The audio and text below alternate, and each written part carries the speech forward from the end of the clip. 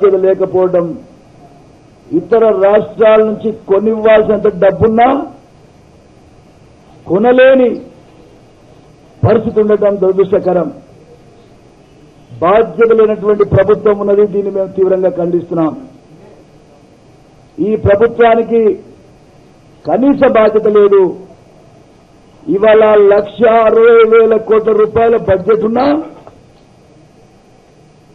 6,500 కోట్ల రూపాయలు ప్రజల నెత్తిన ఆర్థిక భారం మోపడానికి సాహసం చేస్తున్నారు. ఇది దురదృష్టకరం, ఇది బాధాకరం. 6,500 కోట్ల లెక్క కాదు. 1,60,000 కోట్లలో 6,500 కోట్ల లెక్క కాదు. కానీ ప్రభుత్వానికి చిత్తశుద్ధి లేదు కాబట్టి ప్రభుత్వం ఈనాడు సబ్సిడీ ఇవ్వలేకపోతుంది. ఆ బాధ్యతను వహించలేకపోవడం దురదృష్టకరం, బాధాకరమని సందర్భంగా నేను తెలియజేస్తా ఉన్నా. ఏది ఏమైనా ఓ కాలం ముఖ్యంగా చంద్రబాబు నాయుడు గారు ముఖ్యమంత్రిగా ఉన్నప్పుడు 800 కోట్ల రూపాయలు పెంచినందుకే గగ్గోలు పెట్టింది కాంగ్రెస్ పార్టీ. అనేక అనవసరమైన ఆరోపణలు చేసి ప్రజల్ని మాయమాటలు చెప్పి మోసం చేశారు. అధికారంలోకి వచ్చారు. అధికారంలోకి వచ్చిన తర్వాత ఇప్పటి వరకు 21,000 కోట్ల రూపాయలు ప్రజల మీద భారం మోపారు. ఒక పక్క ఎఫ్ఎస్ఏ అని, ఒక పక్క సర్ఛార్జ్ అని, రకరకాల ఛార్జీల పేరు మీద ప్రజలను నెత్తి కొడుతున్నారు.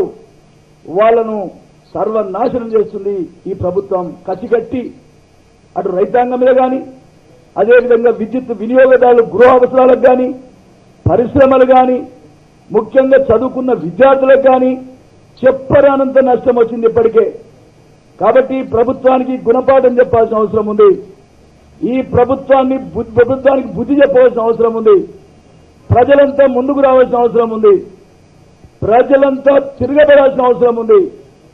ప్రజల నెత్తిన భారం మోపి చేతులు దులుపుకునేటువంటి చేతగాని ప్రభుత్వానికి చేయితో మొట్టికాయ వేయాల్సినటువంటి అవసరం ఉంది. కాబట్టి రేపు బంద్ కాలివ్వటం జరిగింది. 9వ తారీఖు నాడు బంద్ పిలిపివ్వడం జరిగింది. ఈ బంద్ను విజయవంతంగా మరి సంపూర్ణమైన బంద్ పాటించాలని ప్రజలకు విజ్ఞప్తి చేస్తున్నాం. మీకు తెలియకుండానే మీ ఈమెయిల్ ఎవరో వాడుకుంటారు. మీ ఫేస్బుక్ అకౌంట్లో మీకు తెలియకుండానే బూత్ బొమ్మను ఫోటోలు దర్శనమిస్తాయి. అనుకోకుండా వెబ్సైట్ లో ఉన్న డేటా అంతా మాయమైపోతుంది. ఇదంతా ఏంటి అనుకుంటున్నారా? సైబర్ నేరగాళ్ల పని. అసలు ఈ సైబర్ నేరగాళ్లు ఎవరు? నేరాలకు పాల్పడడం వల్ల వాళ్లకు ఏం లాభం, ఏం సాధిస్తారు? ఇంటర్నెట్ లోప నేరాలకు పాల్పడుతూ ప్రభుత్వానికే చుక్కలు చూపిస్తున్న సైబర్ నేరగాళ్లపై సివిఆర్ న్యూస్ స్పెషల్ స్టోరీ.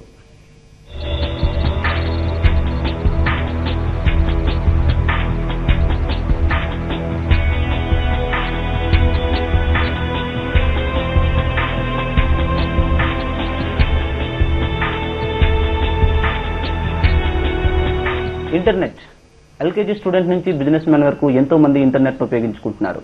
అదే ఇంటర్నెట్ ఇప్పుడు నేరాలకు వేదికగా మారింది. ఇంటర్నెట్ లో జరుగుతున్న నేరాల్లో ప్రధానంగా హ్యాకింగ్. ఈ హ్యాకింగ్ కారణంగా ప్రభుత్వాలు ఇబ్బందులు పడుతున్నాయి. అసలు హ్యాకింగ్ అంటే ఏంటి? హ్యాకింగ్ కారణంగా ఎవరెవరు ఏ ఇబ్బందులు పడుతున్నారు? అవన్నీ తెలుసుకోవాలంటే మనతో పాటు ఎథికల్ హ్యాకర్ సందీప్ ఉన్నారు. ఆయన అడుగు తెలుసుకుందాం. ఇంటర్నెట్ ను కోట్ల మంది వాడుకుంటున్నారు. ఏ చిన్న పని చేయాలన్నా ఇప్పుడు ఇంటర్నెట్ లేనిదే జరగదనడంలో అతిశయోక్తి లేదు. కానీ ఆ ఇంటర్నెట్ లో పనిచేస్తున్న వారి సమాచారానికి భద్రత లేకుండా పోతోంది. ఫేస్బుక్, గూగుల్, ఆర్కుట్ లాంటి పెద్ద పెద్ద సోషల్ వెబ్సైట్ల ద్వారానే సైబర్ నేరగాళ్లు నేరాలకు పాల్పడుతున్నారు. బేసిక్ గా సార్ హ్యాకింగ్ అనే దాంట్లో చాలా మోడల్స్ ఉంటుంది. లైక్ మనకు తెలిసే విధంగా వైట్ హ్యాకర్ ఉంటుంది, గ్రే హ్యాకర్ ఉంటుంది అండ్ బ్లాక్ హ్యాకర్ ఉంటుంది. వీళ్ళు క్రైమ్ కి పాల్పడుతున్నారు. సో హ్యాకింగ్ లో వచ్చేసి లైక్ చాలా విధాలుగా హ్యాకింగ్ చేస్తుంటారు.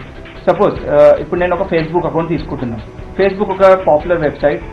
చిన్నపిల్లల నుంచి బిజినెస్ మ్యాన్ వరకు కానీ, గవర్నమెంట్ సర్వెంట్స్ కానీ చాలా మంది ఫేస్బుక్ అకౌంట్స్ ఉన్నాయి. సో ఎప్పుడైనా ఎవరైనా సరే రివెంజ్ తీసుకోవాలనుకుంటే మాత్రం చాలా మంది ఒక లింక్ అనేది పంపడం జరుగుతుంది. ఆ లింక్ ఎలా ఉంటుందంటే ఓపెన్ చేయగానే మనకు ఫేస్బుక్ అకౌంట్ అనేది ఓపెన్ అవుతుంది. లింక్ ఓపెన్ చేసే ముందు మనం యూఆర్ఎల్ ని ఫోకస్ చేయాలి. యూఆర్ఎల్ ని చాలా మంది గమనించకుండా డైరెక్ట్ గా ఈమెయిల్ లాగిన్ చేసి పాస్వర్డ్ లాగిన్ చేస్తారు. ఈ ఈమెయిల్ అండ్ పాస్వర్డ్ లాగిన్ చేయడంతో చాలా మంది ఒక సేమ్ పాస్వర్డ్ పెట్టుకోవడం. లైక్ జీమెయిల్ కి కూడా సేమ్ పాస్వర్డ్ ఉంటుంది, అండ్ ఫేస్బుక్ కూడా సేమ్ పాస్వర్డ్ ఉంటుంది, యాహూ కూడా పాస్వర్డ్. సో అదే ఈమెయిల్ అకౌంట్స్ బ్యాంక్ అకౌంట్స్